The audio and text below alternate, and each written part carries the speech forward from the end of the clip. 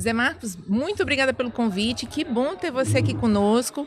Eu sou a Ana, diretora de aprendizagem e conteúdo da BRH, e hoje a gente vai bater um papo rapidamente com o Zé Marcos, consultoria em gente, que Isso. veio falar aqui no 13º Comar da BRH Maranhão sobre liderança inclusiva. Então, Zé Marcos, me fala um pouquinho sobre essa temática, sobre esse tema e o que ela tem a ver com a temática maior, né, do evento, que é cultura organizacional, como ser atrativo e sustentável.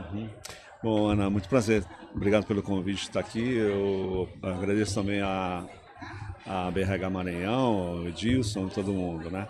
Bom, foi um prazer estar aqui falando sobre essa palestra, porque esse tema da liderança inclusiva é um tema, na minha opinião, né?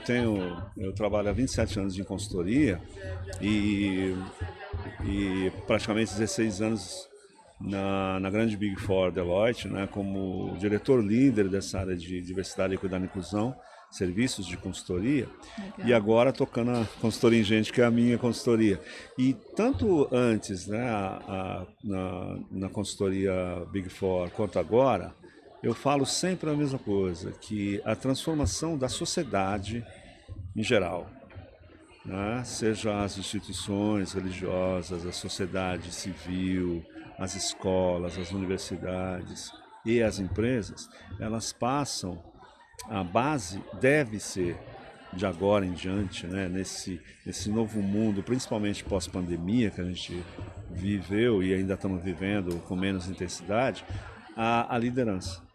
Sim. Ou seja, e eu gosto muito de começar falando de liderança inclusiva, desmistificando que isso não é um cargo, não é na empresa, sabe? Não é uma posição. Não é uma posição, perfeito, né?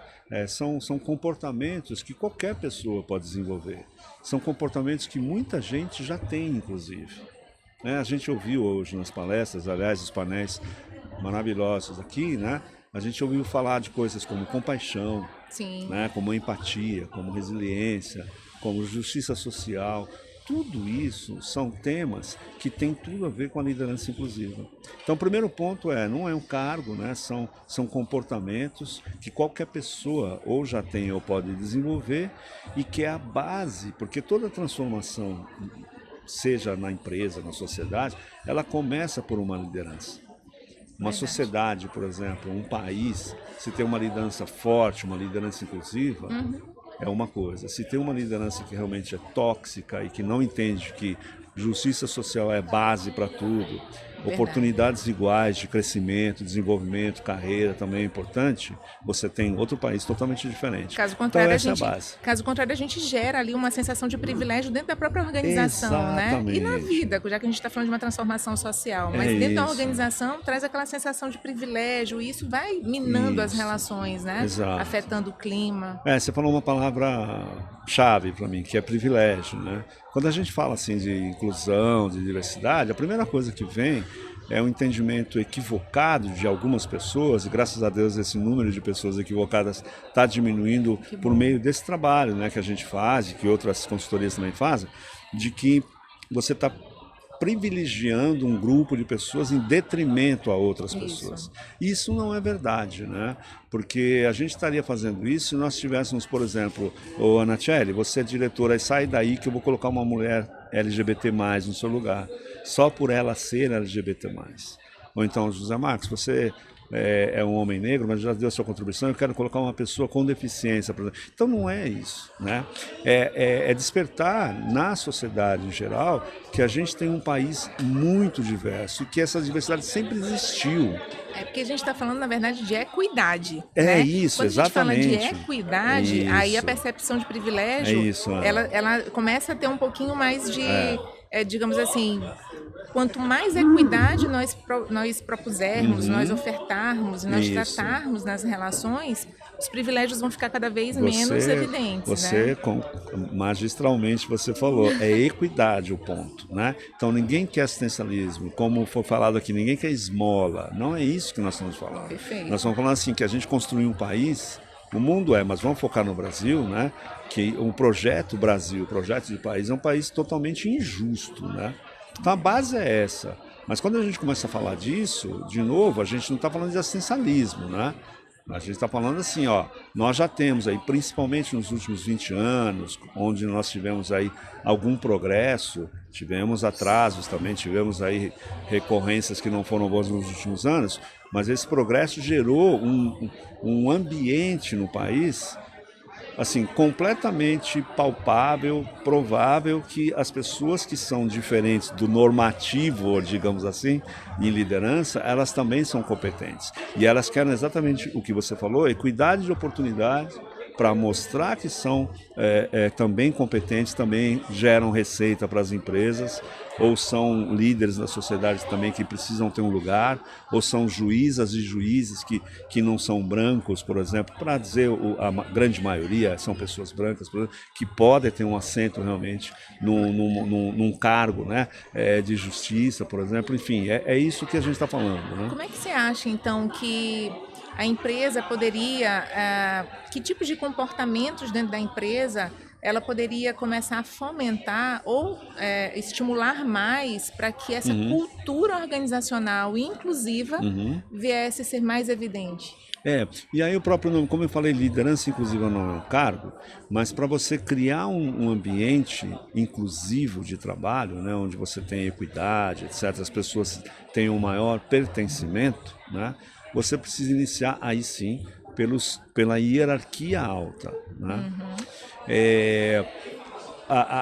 O C-Level, o famoso C-Level, né, a alta liderança, ela precisa protagonizar isso. O que eu quero dizer com isso? Assim, ó, não é mais uma coisa como se fosse um processo de trabalho, de negócio, Sim. que eu sou, por exemplo, um CEO, e você é a minha diretora, eu falo, ó, vai lá com a sua equipe, vai lá e faz. Estabelecer uma meta e dizer, vai lá e faz. Vai lá e faz. Sim. Eu continuo CEO lá, né? Você faz seu planejamento, você faz sua previsão de vendas, por exemplo, você é uma diretora de vendas.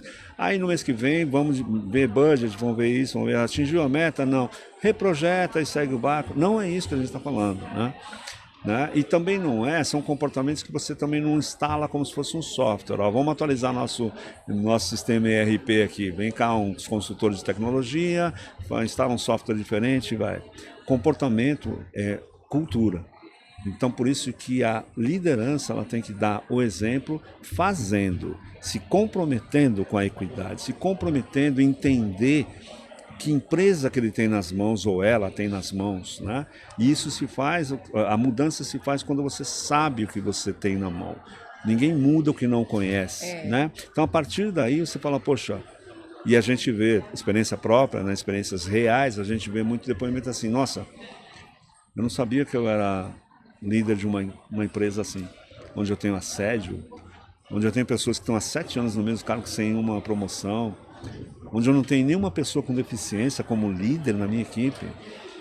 Nossa, eu sou uma empresa de produtos, por exemplo, né, para mulheres, eu só tenho uma mulher de 10 diretores. Né? Perfeito. Então, onde eu tenho pessoas que reclamavam ou reclamam que tiveram problemas de saúde para chegarem em cargos de liderança, porque tinham que provar, né, que batiam na mesa, aquela coisa, aquela cultura de resultados, né? Cultura. Então, é disso que a gente está falando. E o maior beneficiário, eu acabei de falar na palestra, primeiro vão ser as próprias pessoas que lideram, sabe? Sim. Que vão entender... E vão ser exemplo, né? Eles e elas, sendo elas e eles mesmos, naturalmente, as pessoas vão até respeitá-los e respeitá-las mais. Hoje teve uma palestrante que mostrou números, né? Falando números, que 80 e tantos % de pessoas, né, saem das empresas por conta dessas lideranças.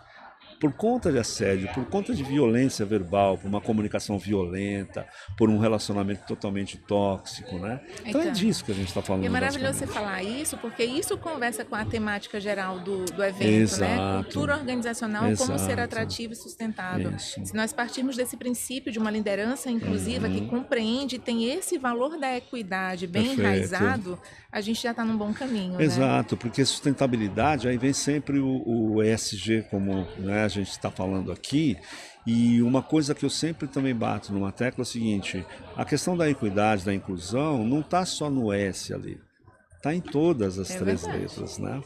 Porque se você tem, por exemplo, uma catástrofe ambiental, a gente não pode entender que aquilo é só ambiental, é também das pessoas, as pessoas também são afetadas ali, né? Quando você tem, por exemplo, pessoas desalojadas, desabrigadas, aquilo não é só ambiental.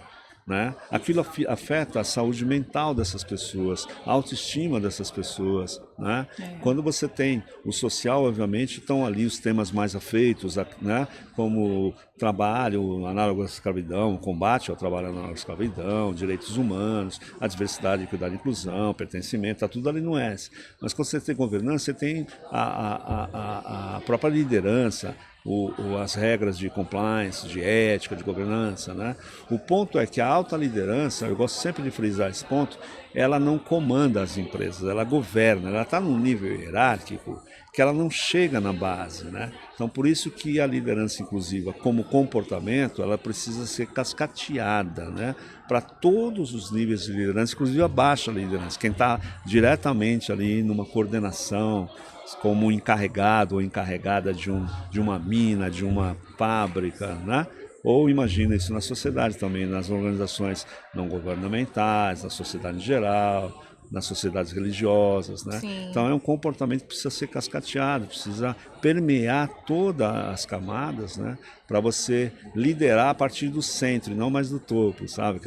A liderança no centro e as pessoas em volta dela, e o líder servidor, né? Que tem a ver também com essa questão da inclusão, da humanização da liderança. Nossa, maravilhoso, Zé Marcos. Eu quero te agradecer mais uma vez. Eu Muito agradável conversar contigo, que dá vontade de a gente ficar aqui esticando mais ainda, porque é assunto muito bom, é um assunto muito gostoso. Então, quero te agradecer imensamente pela tua disponibilidade, por tanto conteúdo muito precioso para a gente, né? Muito então, obrigado. Que nós consigamos aí alcançar muitas pessoas e disseminar muito esse conhecimento, que é super valioso. Tá legal, Obrigada. Muito obrigado. Eu que agradeço o convite. Eu estou à disposição na JMS Consultoria Ingente no Instagram, né? Meu nome é José Marcos da Silva.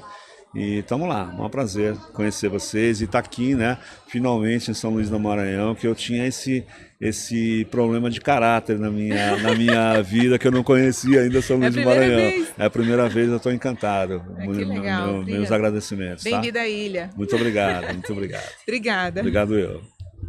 Valeu, obrigado.